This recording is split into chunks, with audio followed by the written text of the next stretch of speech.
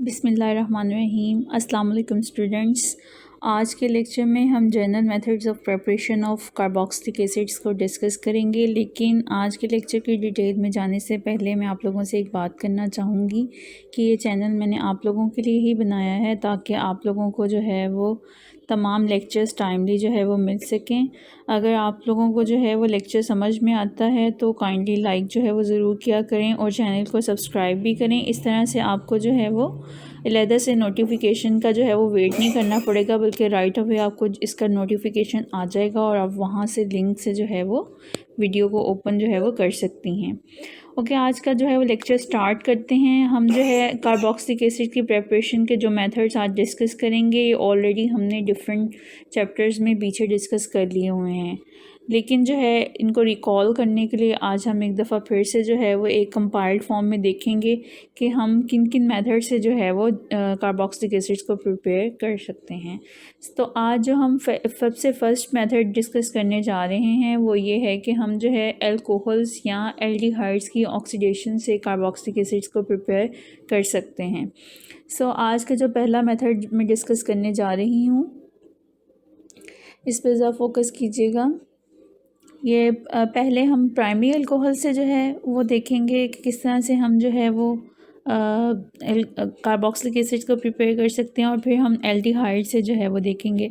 तो इन दोनों केसेस में जो है वो अगर हम कोई स्ट्रॉन्ग ऑक्सीडाइजिंग एजेंट यूज़ कर लें या एल्डिहाइड्स के केस में इवन हम माइल्ड ऑक्सीडाइजिंग एजेंट भी यूज़ कर लें तो जो है ये कॉरस्पॉन्डिंग कार्बोक्सिलिक एसिड में कन्वर्ट हो जाएगा। सो फर्स्ट ऑफ ऑल हम प्राइमरी अल्कोहल से जो है वो इसकी प्रेपरेशन देखते हैं। So here is an example of primary alcohol. जब ये ऑक्सीडाइज होती है in the presence of strong oxidizing agent like potassium dichromate और सल्फ्यूरिक एसिड के, तो फर्स्ट ऑफ ऑल ये अल्कोहल जो है वो एल्डिहाइड में कन्वर्ट होगी। और स्ट्रॉन्ग ऑक्सीडाइजिंग एजेंट के प्रेजेंस में ये रिएक्शन एल्डिहाइड की स्टेज पे स्टॉप नहीं होगा, बल्कि जो है ये एल्डिहाइड फर्दर ऑक्सीडाइज होगी and it would be converted into carboxylic acid. ठीक है जी। और अब इसकी एक स्पेसिफिक एग्जांपल हम देख लेते हैं। इथेनॉल की जो है वो ऑक्सीडेशन यहाँ पे आपको शो की गई है। ये नेसेंट ऑक्सीजन जो है वो बेसिकली पोटेशियम डाइक्रोमेट और सल्फ्यूरिक एसिड का मिक्सचर जो है वो प्रोड्यूस कर रहा है। हमारे पास इथेनॉल बनती है। ठीक है जी। ये एल्डिहाइड है और एल्डिहाइड के फर्दर ऑक्सीडेशन के नतीजे में हमारे पास जो है वो इथेनोइक एसिड जो है वो बन रहा है। इसके बाद जी हम जो है वो दूसरा मेथड देखने जा रहे हैं प्राइमरी अल्कोहल्स के बाद कि हम किस तरह से एल्डिहाइड से जो है वो प्रिपेयर कर सकते हैं कार्बोक्सिलिक एसिड्स को। तो अभी आपने देखा कि जो प्राइमरी अल्कोहल्स की जो है ऑक्सीडेशन जब हम करते हैं तो उनके जो है वो स्टेप एक आता है, इंटरमीडिएट स्टेप बीच में जो आता है उसमें हमारे पास एल्डिहाइड बन रही होती है और एल्डिहाइड की जो है वो फर्दर ऑक्सीडेशन से कार्बोक्सिलिक एसिड बन रहा होता है। तो अगर हम जो है वो डायरेक्ट ही एल्डिहाइड लें और उसकी जो है वो ऑक्सीडेशन कर लें तो ऑफ कोर्स हमें जो है बीच में किसी और स्टेप की ज़रूरत ही नहीं पड़ेगी और it would be converted directly into a carboxylic acid. So here we have taken ethanol. Ethanol की ऑक्सीडेशन चाहे आप माइल्ड ऑक्सीडाइजिंग एजेंट से कर लें। माइल्ड ऑक्सीडाइजिंग एजेंट्स में हमारे पास लास्ट चैप्टर में हमने पढ़ा है कि हमारे पास टॉलरेंस रीजेंट है, ठीक है जी, बेनेडिक्ट सोल्यूशन है, या हमारे पास जो है वो फेलिंग सोल्यूशन है। तो हम इनसे भी जो है वो इसकी ऑक्सीडेशन जो है वो कर सकते हैं एल्डिहाइड्स की, या स्ट्रॉन्ग ऑक्सीडाइजिंग एजेंट्स इनके मैं नेम रिपीट कर देती हूँ कि MnO4 in the presence of sulphuric acid, या potassium dichromate in the presence of sulphuric acid, या फिर जो है वो हम नाइट्रिक एसिड भी जो है वो इस्तेमाल कर सकते हैं। इवन डाइल्यूट नाइट्रिक एसिड भी जो है वो एल्डिहाइड को कॉरस्पॉन्डिंग कार्बोक्सिलिक एसिड में कन्वर्ट कर सकता है। यहाँ पे जो हम ऑक्सीडेशन रिएक्शंस देख रहे हैं प्राइमरी अल्कोहल्स या एल्डिहाइड्स के, उसमें सिंपल एडिशन ऑफ ऑक्सीजन जो है वो हो रही है by the oxidizing agent, whether it is mild और स्ट्रॉन्ग ऑक्सीडाइजिंग एजेंट। ये फर्स्ट रिएक्शन हमने देखा है। फर्स्ट रिएक्शन के बाद जो है वो हम फर्दर आगे की तरफ जो है वो मूव करते हैं और हम बात करेंगे सेकंड मेथड की, जो है फ्रॉम अल्केन नाइट्राइल्स। ठीक है जी। अल्केन नाइट्राइल्स जो हैं वो किन्हें कहते हैं? अल्केन नाइट्राइल्स जी हमारे पास ऐसे जो है वो कंपाउंड्स हैं जिनमें अल्काइल ग्रुप के साथ जो है वो सियानो ग्रुप अटैच होता है, यानी कि R is attached with CN functionality। तो इनको जो है वो एल्केन नाइट्राइल्स भी जो है वो कहा जाता है। ये हमारे पास जो है यहाँ पे नीचे मैं इसको अंडरलाइन भी कर देती हूँ। Compounds having a cyanide group are called nitriles, और जब इनके साथ कोई अल्काइल ग्रुप लगा होगा तो फिर ये एल्केन नाइट्राइल्स जो हैं वो कहलाएंगे। अगर हमारे पास कोई एल्केन नाइट्राइल हो और उसकी हम जो है वो एसिड हाइड्रोलिसिस करवा दें, या एसिड हाइड्रोलिसिस करवा दें या बेसिक हाइड्रोलिसिस करवा दें, तो it will be converted into corresponding carboxylic acid. So here is given the general reaction, जहाँ पे आप देख सकती हैं कि हम वाटर की प्रेजेंस में जो है वो रिएक्शन कर रहे हैं। इसको हाइड्रोलिसिस कहते हैं, लेकिन ये हाइड्रोलिसिस या तो एसिड कैटालाइज्ड होगी या बेस कैटालाइज्ड होगी। इसलिए जो है वो आपको जो है वो जो एरो के ऊपर जो है वो H पॉजिटिव भी नज़र आ रहा है और OH नेगेटिव भी नज़र आ रहा है। OH negative is for base and H positive is for acid. So whether this reaction is catalyzed by acid or base, in both the cases ये जो हमारे पास साइनाइड ग्रुप है it will be converted into carboxylic functionality, और ये जो nitrogen है यहाँ से निकल के अल्टीमेटली अमोनिया में कन्वर्ट हो जाएगी। ठीक है जी। अब इसकी एक स्पेसिफिक एग्जांपल हम देख रहे हैं कि अगर ये आर ग्रुप हमारे पास मिथाइल हो और उसकी हम एसिड हाइड्रोलिसिस करें, ये एसिड हमने यहाँ पे जो लिया है वो HCl लिया है। ठीक है जी। तो हमारे पास जो है ये 2 कार्बन जो है वाला एसिड बन जाएगा जिसे हम एसिटिक एसिड कहते हैं, और साथ में हमारे पास जो है वो अमोनियम क्लोराइड जो है वो एज अ बाई प्रोडक्ट के तौर पे जनरेट होगा। अगर हम देखें तो हम जो है अल्केन नाइट्राइल्स को कैसे जो है वो प्रिपेयर कर सकते हैं, तो the reaction is very simple. हम जो है वो कोई भी अल्काइल हैलाइड लेंगे और इसका रिएक्शन जो है वो इधर हम पोटाशियम साइनाइड के साथ करवा दें या फिर हम सोडियम साइनाइड लें और उसके साथ जो है वो इसका रिएक्शन करवा दें। तो इन बोथ द केसेस जो है वो अल्कोहल की प्रेजेंस में जब ये रिएक्शन होगा तो ये अल्काइल ग्रुप जो है वो इस साइनाइड को जो है वो पिक कर लेगा और ये पोटाशियम जो है वो इस हैलोजन को पिक करके KX में कन्वर्ट हो जाएगा और हमारे पास अल्केन नाइट्राइल जो है वो जनरेट हो जाएगा। अब इस रिएक्शन की एक ख़ास बात जो है वो आपने नोट करनी है कि जो एसिड प्रोड्यूस हो रहा है उसमें स्टार्टिंग जो हमारे पास अल्काइल हैलाइड है उसकी निस्बत एक कार्बन जो है वो ज़्यादा है। लाइक ये ऊपर हमने जो है वो मिथाइल ग्रुप जो कंटेनिंग जो है वो अल्केन नाइट्राइल लिया था, मिथाइल जिसे मीथेन नाइट्राइल कहा जाता है, और हमारे पास एसिटिक एसिड बना जिसमें 2 कार्बन हैं। तो ये सेकंड कार्बन बेसिकली कहाँ से आ रही है, ये साइनाइड ग्रुप से जो है वो आ रही है। ठीक है जी।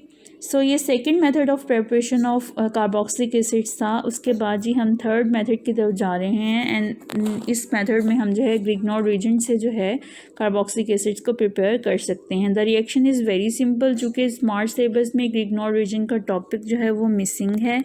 सो मैं आप लोगों को जो है वो टाइम टू टाइम जैसे जैसे चैप्टर्स आ रहे हैं आगे वहाँ जो है वो हम रिएक्शंस को तो डिस्कस कर रहे हैं, लेकिन अब यहाँ पे भी हम एक और रिएक्शन को डिस्कस करने जा रहे हैं कि कैसे ग्रिग्नॉर्ड रीजेंट जो है कार्बोक्सिलिक एसिड में कन्वर्ट किया जा सकता है। So the reaction is very easy. अगर हम कोई ग्रिग्नॉर्ड रीजेंट लें और इसको जो है वो कार्बन डाइऑक्साइड के साथ रिएक्ट करवा दें और जो हमारे पास एडिशन प्रोडक्ट बनेगी उसको अगर हम एसिड हाइड्रोलिसिस की करवा दें तो हमारे पास वो कॉरिस्पॉन्डिंग कार्बोक्सिलिक एसिड में कन्वर्ट हो जाएगी। सो आई एम जो है रिपीटिंग कि कार्बोक्सिलिक एसिड जो है वो कैसे प्रिपेयर होंगे हमारे पास अगर हम ग्रिग्नॉर्ड रीजेंट का जो है वो रिएक्शन करवा देंगे विद कार्बन डाइऑक्साइड। ठीक है जी। So I am highlighting this here. Grignard reagent का रिएक्शन हम किसके साथ करवा रहे हैं, कार्बन डाइऑक्साइड के साथ। सो ये रिएक्शन किसकी प्रेजेंस में होगा, कंडीशंस यहाँ पे नोट कर लें। ड्राई ईथर की प्रेजेंस में, क्योंकि थोड़ा सा आप लोगों को ऑलरेडी भी आइडिया है कि ग्रिग्नॉर्ड रीजन जो है वो बहुत रिएक्टिव कंपाउंड है। इसमें जो है वो रिएक्शन जब भी हमने करना है तो कम्प्लीटली एनहाइड्रस कंडीशंस होनी चाहिए, यानी कि वाटर बिल्कुल मौजूद नहीं होना चाहिए। सो ड्राई ईथर की प्रेजेंस में जो है ग्रिग्नॉर्ड रीजन कार्बन डाइऑक्साइड के साथ रिएक्ट करेगा और हमारे पास ये बनेगा एडक्ट, जिसमें जो है ये बेसिकली होगा क्या, अभी हम मैकेनिज़्म में आप लोगों को मैं ये बताती हूँ कि होता कुछ यूँ है कि ये जो पार्शली नेगेटिव जो है वो कार्बन होती है अल्काइल ग्रुप की, वो अटैक करती है partially positive carbon of the carbon dioxide पे, ठीक है जी। सो इसके नतीजे में ऑक्सीजन का एक पाई बॉन्ड जो है वो ब्रेक होता है और ये ओ नेगेटिव में कन्वर्ट हो जाता है, ठीक है जी। ये ओ नेगेटिव में जब कन्वर्ट होगा तो अब जो है ये अब एक जो है वो सी डबल बॉन्ड ओ यहाँ पे प्रेजेंट है, तो जो ओ नेगेटिव बनेगा ये जो आपको यहाँ पे नज़र आ रहा है, तो ये जो पॉजिटिवली चार्ज, क्योंकि ऑफ कोर्स ये वाला बॉन्ड जो है वो अल्काइल ग्रुप की फेवर में टूटा है, तो मैग्नीशियम के ऊपर पॉजिटिव चार्ज आया है, तो ये पॉजिटिवली चार्ज मैग्नीशियम को अपने साथ ऐड करके एक एडिशन कंपाउंड बनाएगा जो RC double bond O single bond O negative Mg जिसके ऊपर पॉजिटिव चार्ज है, X जो है वो एक एडिशन प्रोडक्ट बन जाएगी। अब हमने यहाँ से जो है वो क्या करना है, अपना एसिड जनरेट करना है, तो हम इसकी एसिड हाइड्रोलिसिस करवाएंगे। ये O नेगेटिव जो है वो इस कंडीशन में जो है वो क्या करेगा, प्रोटॉन को पिक कर लेगा और OH में कन्वर्ट हो जाएगा, और ये जो MgX है वाटर से OH लेके जो है वो MgXOH जो है वो एडिशन कंपाउंड बना देगा, ठीक है जी। अब हम इसकी एक स्पेसिफिक एग्जांपल देख लेते हैं। हमारे पास जो है यहाँ पे मिथाइल मैग्नीशियम ब्रोमाइड है, ठीक है जी। इसका कार्बन डाइऑक्साइड के साथ हम रिएक्शन शो करवा रहे हैं। मैं रिकॉल करवा देती हूँ आपको कि ग्रिग्नॉल रीजन जो है वो बहुत रिएक्टिव कंपाउंड है, और इसकी एक स्पेशल बात ये है कि कार्बन जो कि मोस्ट ऑफ द केसेस में पार्शियल पॉजिटिव चार्ज कैरी करती है, यहाँ पे इसके ऊपर पार्शियल नेगेटिव चार्ज जो है वो होता है। And the reason is that कि इसका डायरेक्ट बॉन्ड मैग्नीशियम के साथ बना हुआ है, और magnesium is less electronegative as compared to carbon, so that's why carbon is carrying a partial negative charge here. अब जब इसकी नेचर जो है वो इलेक्ट्रोफिलिक से न्यूक्लियोफिलिक हो जाती है, तो अब ये किसी भी इलेक्ट्रोफिलिक सब्सटेंस के ऊपर या सेंटर के ऊपर जो है वो अटैक करने के काबिल है। इसीलिए जो है ये कार्बन डाइऑक्साइड की पार्शियल पॉजिटिव कार्बन के ऊपर अटैक करेगी, और ऑक्सीजन का ये जो पाई बॉन्ड है, ये ऑक्सीजन और कार्बन के दरमियान में जो पाई बॉन्ड है ये ऑक्सीजन की फेवर में टूटेगा, और यहाँ पे O नेगेटिव जो है वो हो जाएगा। ये O नेगेटिव अपने आप को स्टेबलाइज़ करने के लिए मीडियम में जो हमारे पास MgBr जो है वो आयन मौजूद है, इस मैग्नीशियम के ऊपर पॉजिटिव चार्ज होता है, उससे जो है वो एसोसिएशन जो है वो डेवलप करके कुछ इस तरह का जो है वो एडिशन कंपाउंड बना देगा। अब जब हम इससे एसिड को जनरेट करना है हमने इस एडिशन प्रोडक्ट से, तो हम इसकी एसिड हाइड्रोलिसिस करवाएंगे, यानी कि ब्रेक डाउन इसकी करवाएंगे इन द प्रेजेंस ऑफ एसिड, तो हमारे पास एसिटिक एसिड जनरेट हो जाएगा और साथ में ये एडिशन प्रोडक्ट जो है वो बन जाएगी। आपने यहाँ पे देखा कि हमने जो है बहुत से रिएक्शंस जो है तकरीबन 2-3 रिएक्शंस पढ़ ली हैं जिनकी मदद से जो है वो हम एसिटिक एसिड को प्रिपेयर कर सकते हैं। ये 2 कार्बन वाला एसिड जो है वो एसिटिक एसिड कहलाता है। आपने इस रिएक्शन में भी जो है वो देखा है अल्केन नाइट्राइल्स के केस में, जहाँ पे एसिटिक एसिड प्रोड्यूस हो रहा है। और इसके अलावा अगर हम पीछे चलें तो हमने जो है ये पहला मेथड जो देखा है अल्कोहल्स या एल्डिहाइड से, उस केसेस में भी हमारे पास जो है वो एसिटिक एसिड जनरेट हो रहा है। सो मैं आप लोगों को बेसिकली ये रिएक्शन क्यों रिकॉल करवा रही हूँ, क्योंकि आगे चल के जो है वो ये क्वेश्चन आपको आएगा एक्सरसाइज में कि how acetic acid can be prepared. So all of them these reactions जो अभी हमने डिस्कस किए हैं, इन तमाम को जो है वो as a method of preparation of acetic acid जो है वो यूज़ किया जा सकता है। अब हम अपने फोर्थ रिएक्शन की तरफ चलेंगे which is the hydrolysis of esters. Fourth reaction हम जो है वो कार्बोक्सिलिक एसिड की प्रिपरेशन को डिस्कस करने जा रहे हैं, and this is hydrolysis of esters. Esters are basically derivatives of carboxylic acids. इसको आप सिंपली इस तरह से समझ सकती हैं कि अगर ये मैं एक जनरल रिप्रेजेंटेशन जो है वो कार्बोक्सिलिक एसिड्स की बनाऊँ, और इसमें जो है ये कार्बोक्सिल ग्रुप जो है इसकी ये हाइड्रोजन जो है अगर इसको जो है वो रिप्लेस कर दिया जाए with any alkyl group R', so the resulting compound हमारे पास जो बनेगा उसको एस्टर कहा जाएगा। हमने फ़र्स्ट ऑफ़ ऑल करना क्या है, ये एस्टर लेना है और इस एस्टर को जो है वो हमने एक concentrated solution of sodium hydroxide के साथ बॉयल कर लेना है, ठीक है जी। इसके नतीजे में हमारे पास बनेगा क्या, सोडियम सॉल्ट जो है वो एसिड का जनरेट हो जाएगा, ठीक है।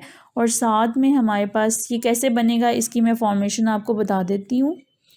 इस पर ज़रा थोड़ा सा जो है वो ज़रा गौर कीजिएगा।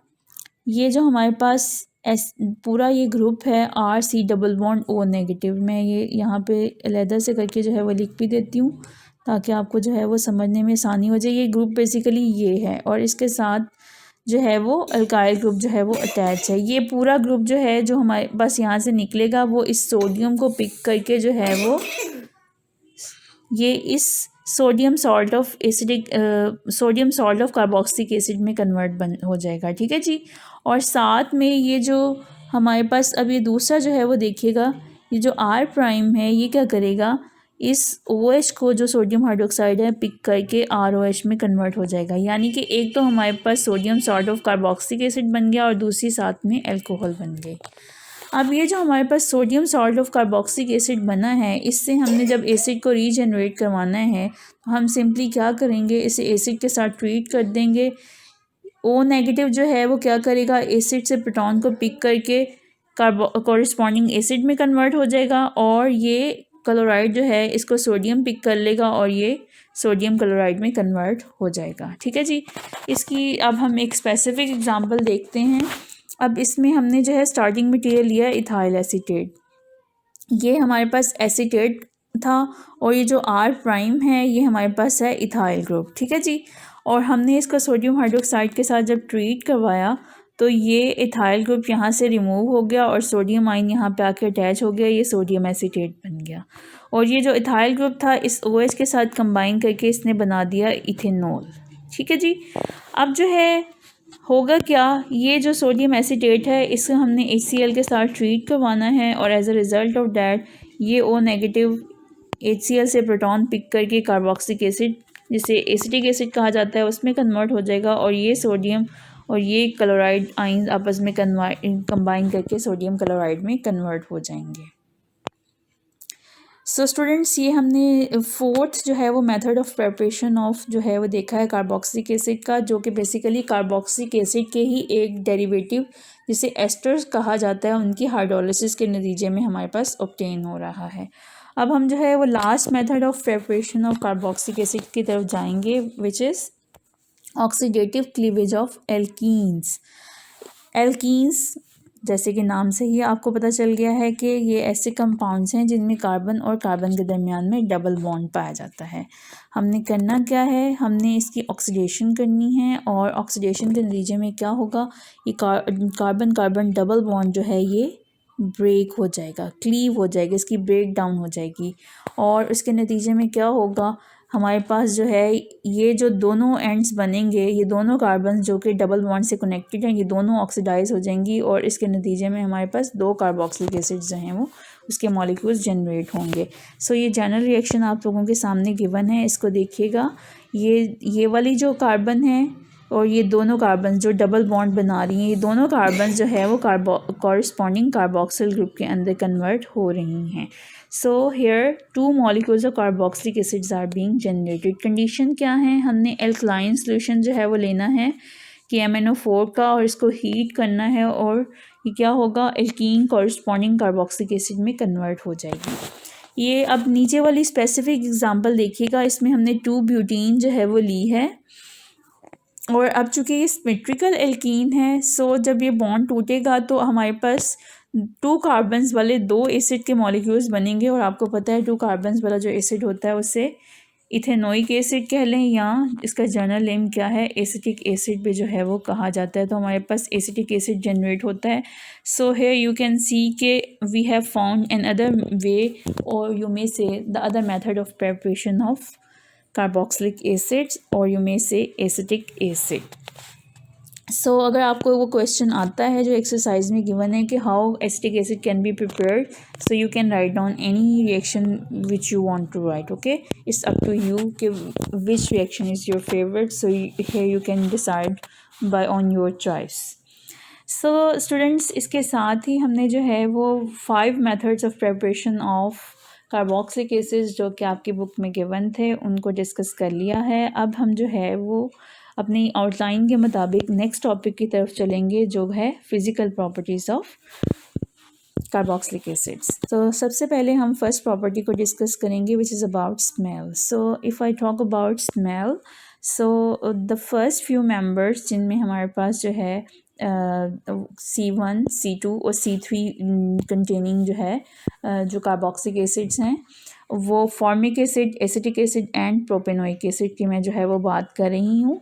इन तीनों की अगर मैं बात करूँ तो दे आर कलरलेस लिक्विड्स और इनकी जो स्मेल होती है दे हैव पंजेंट, चुभने वाली जो है वो स्मेल होती है। लेकिन जो नेक्स्ट 3 मेंबर्स हैं C4 से लेकर C6 तक they are also colourless liquids but उनकी जो है वो स्मेल अनप्लेजेंट होती है टू सम एक्सटेंट।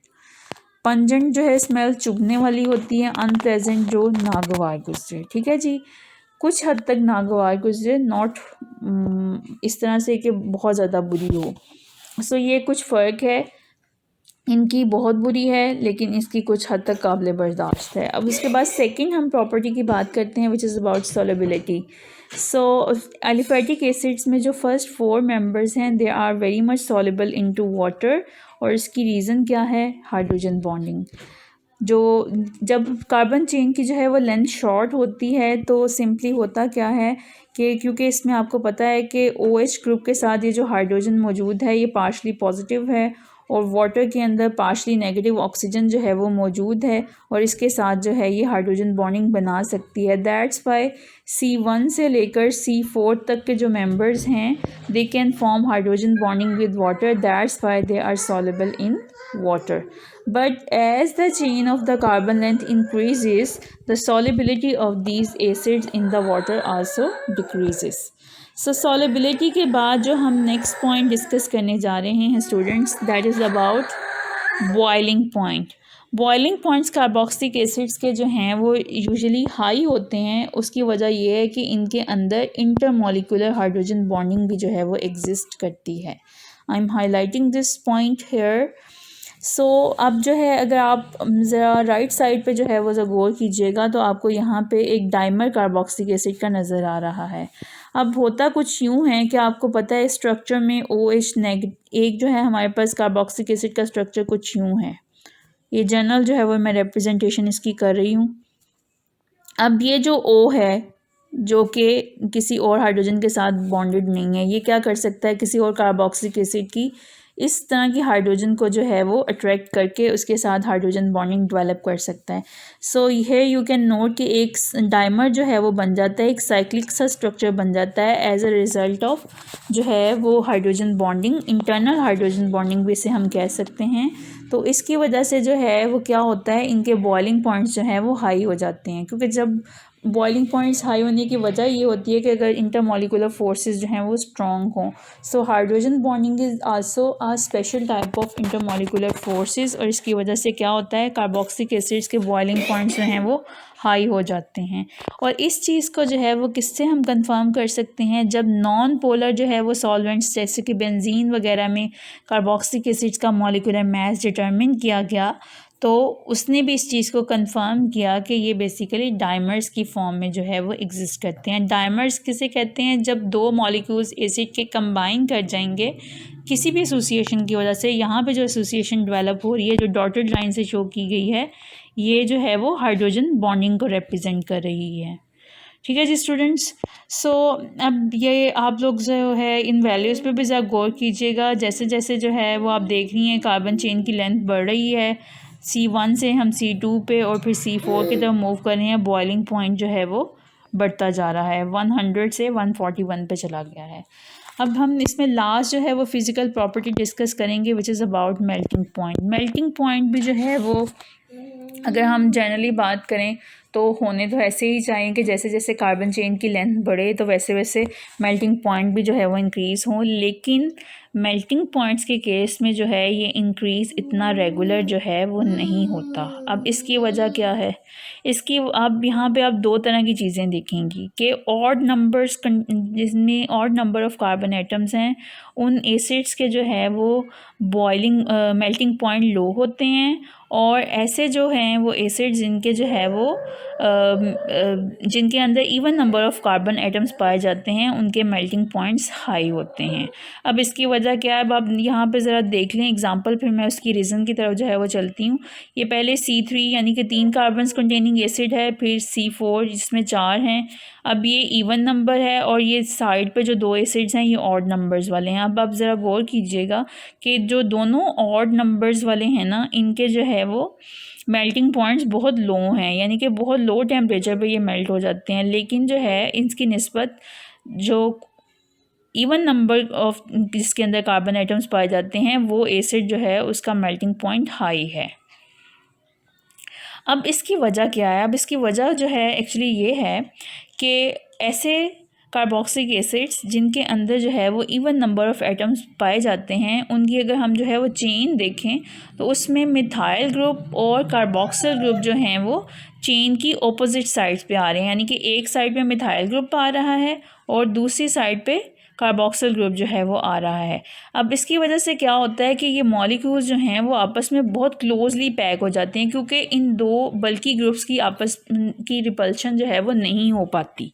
अब इसकी वजह से जो है क्या होगा, जब मॉलिक्यूल आपस में जो है वो बहुत ज़्यादा क्लोजली पैक्ड होंगे, जब पैकिंग इनकी इतनी अच्छी होगी तो ज़ाहिर सी बात है उस पैकिंग को खोलने के लिए एनर्जी भी तो ज़्यादा ही चाहिए होगी ना। सो दैट्स वाई जो है वो इनके मेल्टिंग पॉइंट्स जो हैं वो हाई होते हैं।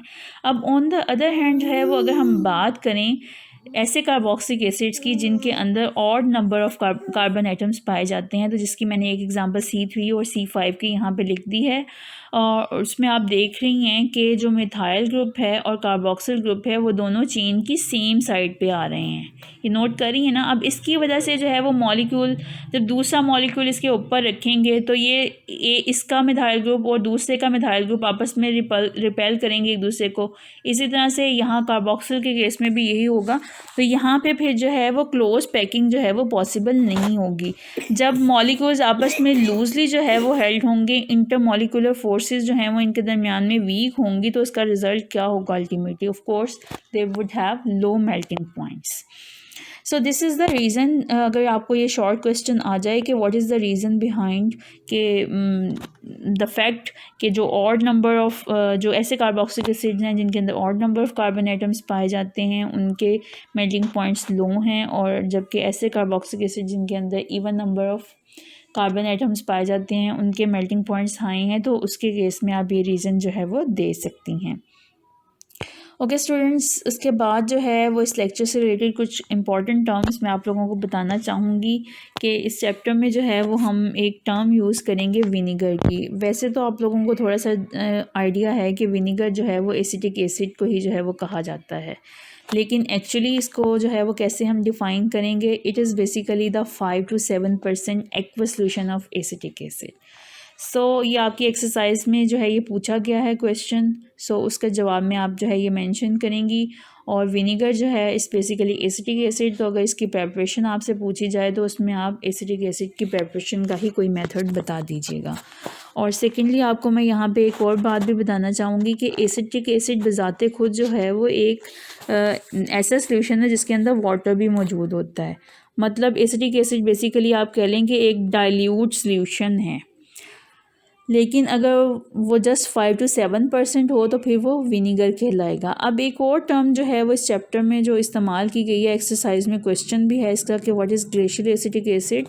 तो I would like to tell you कि अगर एसिटिक एसिड में से वाटर को मुकम्मल तौर पे रिमूव करवा दिया जाए, यानी कि उसे एनहाइड्रस बना दिया जाए without water, so pure form में ले लें या इसे आप कह लें कि कॉन्सेंट्रेटेड फॉर्म में, यानी कि उसमें कोई भी वाटर मौजूद नहीं है, यानी कि अगर वाटर होगा भी तो कितना होगा, लेस देन 1%।